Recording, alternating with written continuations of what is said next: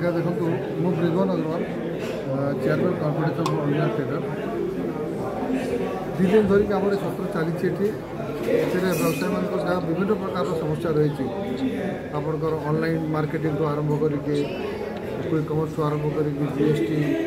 आमती आम व्यवसाय मैंने आहरी उन्नति करेंगे से विषय में दिन धरिक विभिन्न प्रकार विषय पर आम चर्चा करूँ सारा भारत वर्षर सबू राज्य प्रतिनिधि मैंने आसते ता छड़ा आम पूरा ओडिशा प्राय प्रत्येक जिलूर आम व्यवसायी बंधु मैंने आसिक सब जिन जानवा पाई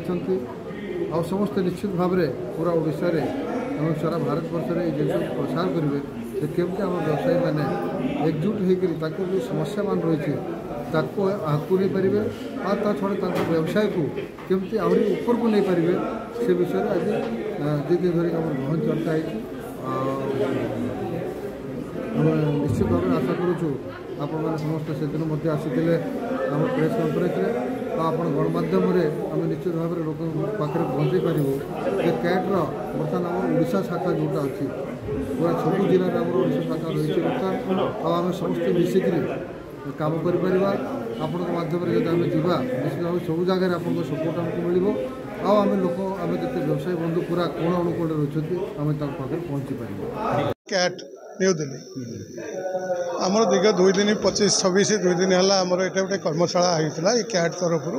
ये जो गवर्निंग काउंसिल जो मैंने मेम्बर अच्छा भारत 30 जाक राज्य और 5टी केन्द्र शासित अंचल रिप्रेजेंटेटिव मैंने ये जोगदे आज समय जो ज्वलंत समस्या व्यवसायी आसी से समस्यार समाधान केमती करा जाई परिबो से समस्यार सामना केमती करा जाई परिबो एवं युव व्यवसायी को किंतु अधिकरू अधिक ये व्यवसाय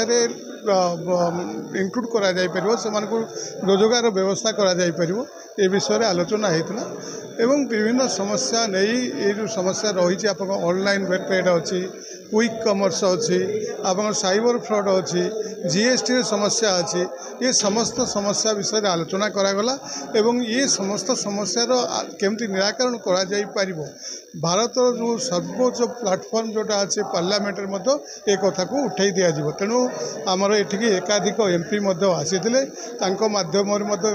पार्लियामेंट कथा उठाइवाई कहूँ एवं आमर जे जनरल सेक्रेटरी अच्छा सी भी जड़े एमपी अच्छा दिल्ली पार्लियामेंट कन्स्टिट्यूएंसी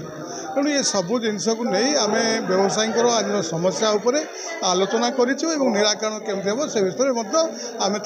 देखुँ और आगामी दिन में अधिकरू अधिक व्यवसायी संगठित हो ये जो क्विक कमर्स ना जो आप मॉल कॉन्सेप्ट ना ऑनलाइन ट्रेड ना जो सबस्टैंडर्ड जिनस बिक्री हो गोटे जिनस कर गोटे जिनस दि जाऊँगी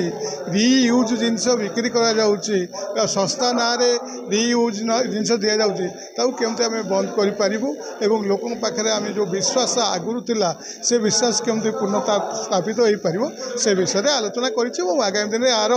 सुफल समस्त खाउटी व्यवसायी एवं सरकार पाई।